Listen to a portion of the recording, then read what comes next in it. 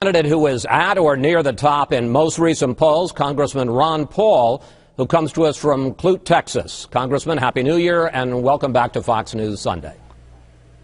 Thank you. Same to you, Chris.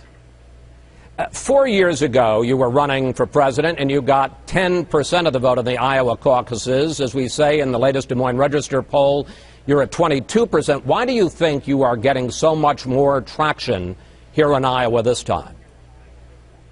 Well, it isn't because I've changed my message, because my message has been the same for 30 years, and it's the same as 4 years ago, but the world has changed, the country has changed. I've talked about economic policies for a long time, warned about financial bubbles and the correction that was coming, and that has arrived, and people now are saying the economy is a big deal, spending is a big deal, the debt is a big deal. This is what I've worked my whole career on trying to warn people about.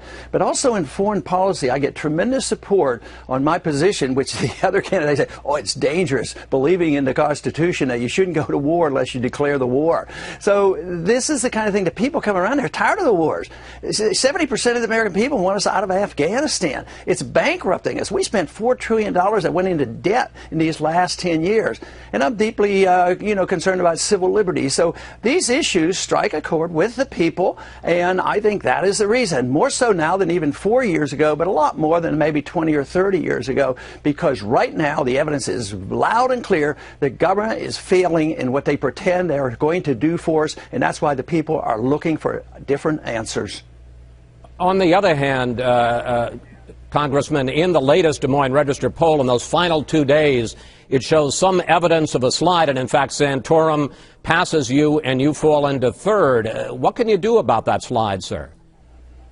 Well, I think the die has been cast, and the ups and downs of the other candidates has been characteristics. They come and they go, and they all belong to the status quo. The one thing is the people who make a commitment to the campaign for liberty and the Constitution, limited government, and going after the Fed, once they put this all together, how liberty and free markets and a sound foreign policy come together, they don't desert. So our numbers aren't going to go down. The number of people, they're not going to leave us as they have on the other ones. They come and they go. So I think our numbers will continue to grow even these last couple of days, and the caucuses are going to treat us well. But the real test is going to be on Tuesday night, so we'll have to wait and see how it turns out.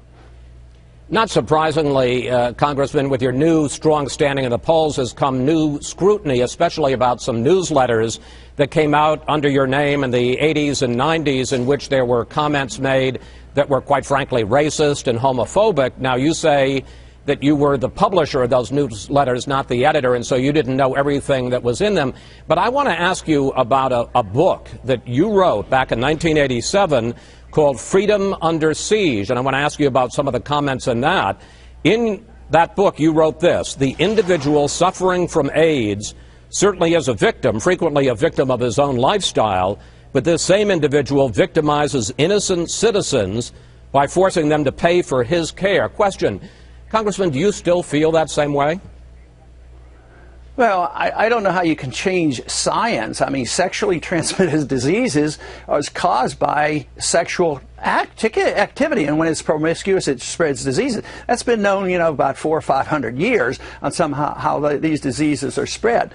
So if a fault comes of people because of their personal behavior, in a free society, people do dumb things, but it isn't to be placed as a burden on other people, innocent people. Why should they have to pay for the consequences? That's a sort of a nationalistic or socialistic attitude. But in a free society, people are allowed to act the way they want, but they're responsible for their actions. Let me just break in They should for a minute, be rewarded. Sir. They should be. Congressman, do you think that someone who suffers from AIDS should not be entitled to health insurance, as opposed to, let's say, somebody who has a heterosexually transmitted disease? No, I never said that. I'm just saying that people. Well, when you talk about that they victimize other people by making us pay for them, what do you mean, sir? Well, it depends on what the insurance company does. They're the ones who determine that, but there shouldn't be a law that says they're denied that. There's no way. I mean, the market should handle this. People who are pregnant 9 months, they can't go in and buy insurance. So insurance, they're supposed to be insurance.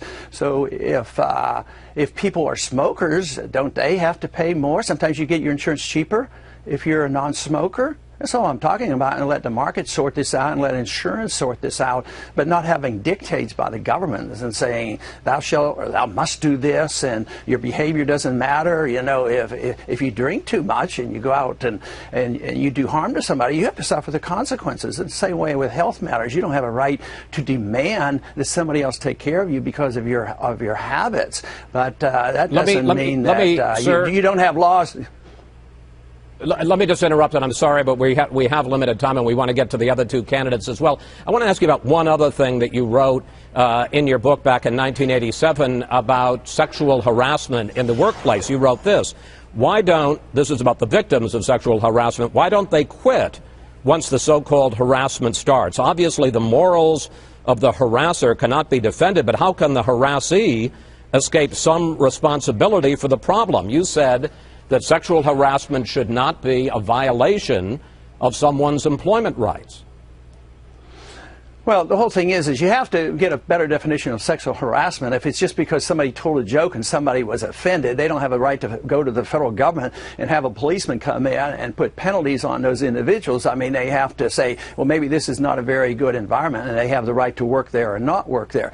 But if sexual harassment involves violence, as libertarians, we are very opposed to any violence. So if there's any violence involved, you still don't need a federal law against harassment. You just need to call the policeman and say there's been an assault or there's been an attempt at rape or something. So you have to separate those two out. But because people are insulted by, rude behavior, I don't think we should make a federal case out of it. I don't think we need federal laws to deal with that, and people should deal with that at home.